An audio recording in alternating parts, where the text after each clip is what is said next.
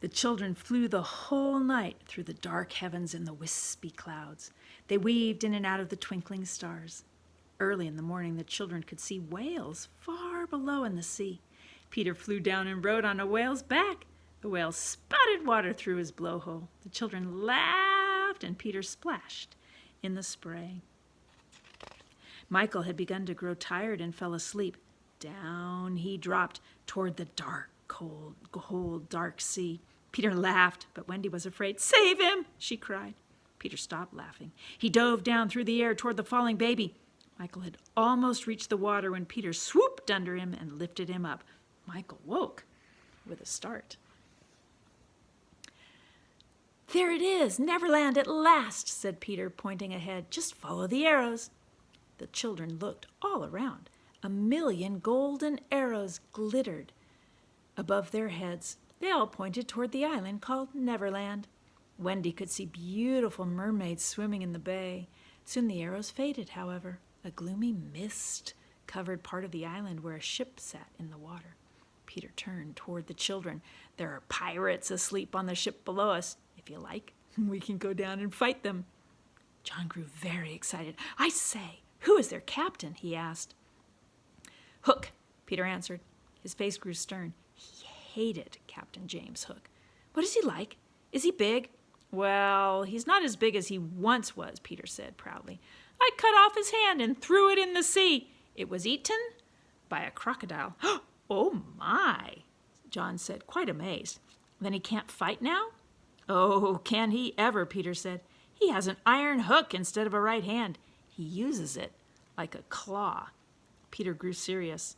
"There's one thing that every boy who serves under me must promise. If we meet Hook in an open fight, you must leave him to me." The boys quickly agreed. They shook hands.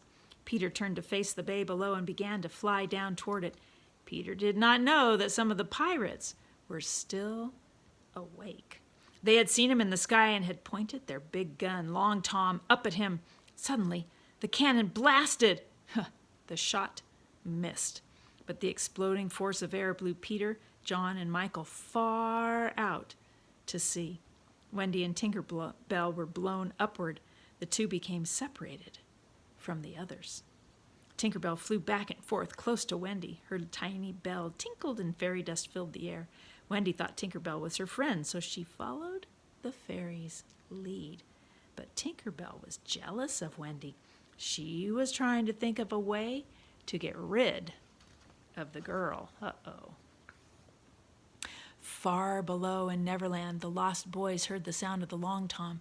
They knew that Captain Hook used the gun only on Peter Pan. And so the 6 lost boys went out looking for Peter. First, there was Toodles. He had a sweet, kind nature. Nibs was happy and lighthearted, while Slightly thought a great deal of himself. Curly was always in some sort of trouble, and the twins stayed close together. The Indians who lived on the island were also loyal to Peter Pan. Peter had once saved their princess, Tiger Lily, from the evil pirates. When the Indians heard the big gun, they went out searching for the pirates. The pirates, in turn, were out searching for the lost boys. Everyone was circling the island, but no one met because they were all going the same way at the same time. Suddenly, the lost boys heard the pirates approach from a distance. As fast as they could, the lost boys ran through the forest to the 7 largest trees. Each one had a hole big enough for any of the boys or Peter to slip through. The holes were entrances to the underground home Peter and the lost boys shared. Quickly then, the 6 lost boys disappeared down the tree holes. But before they did, a pirate saw Nibs running through the woods. "Shall I go after him, Captain?" he asked. "Not now," Hook said. "I want to catch the 6 of them and their leader too. Fan out and look for them all."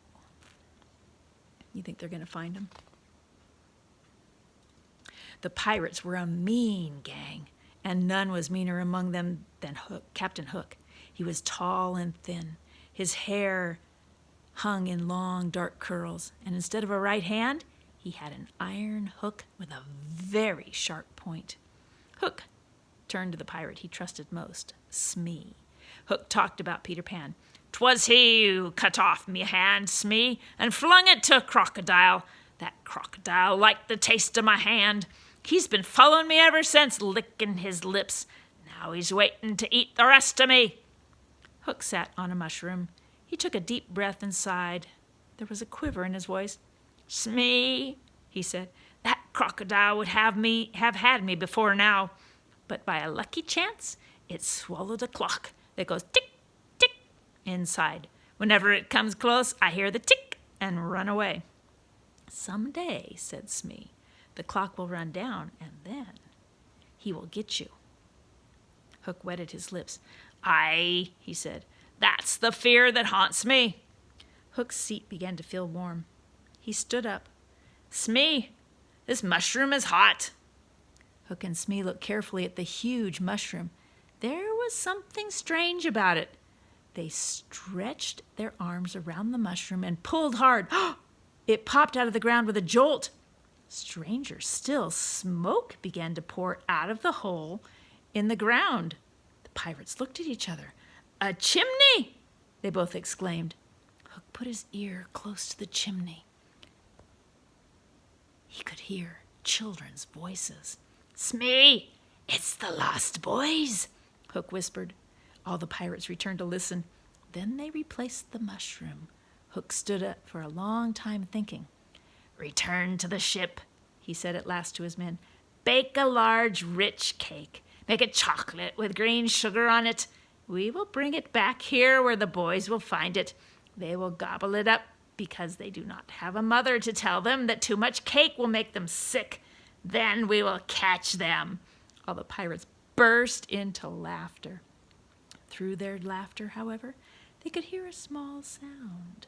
It came from the stream in the forest. It moved closer toward the mushroom chimney, closer toward the pirates, closer toward Captain Hook.